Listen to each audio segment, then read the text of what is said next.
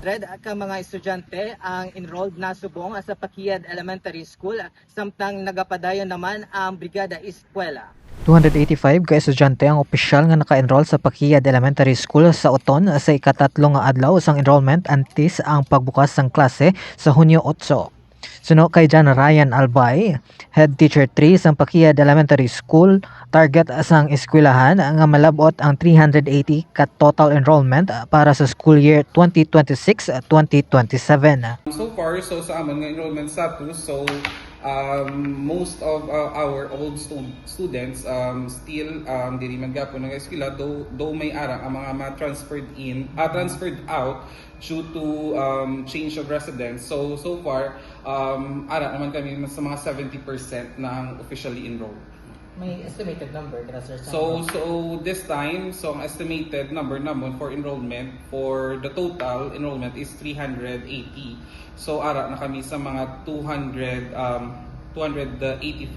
Samtang padayon ng Brigada Eskwela sa Pakiyad Elementary School kagyara na sa 70% nga handa para sa pagbukas sang klase. So far we are in 70% na nga ready for the opening of class. So may ara pa man kami nga duha ka adlaw for the opening of for the Brigada Eskwela. So we are still open for the volunteers para mag-help for the opening of classes. May 14 ka manunudlo ang eskwelahan sa Subong.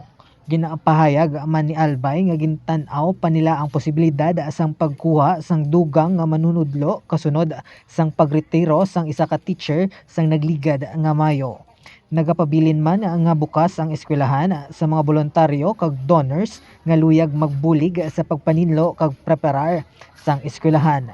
Lakip na ang paghatag sang school supplies para sa mga estudyante. And then ang mga volunteer stakeholders ang Pakiyad Elementary School, Pakiyad Uton, Iloilo. So we are still accepting volunteers, mabulig, panglimpyo, pangminta, prepare sa mga eskwelahan naton, and then we are also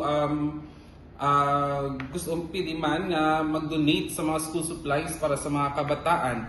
Ako si Abia Jamel Iman, intern nagikan sa University of Antique para sa balita na may integridad at prinsipyo. Live Radio.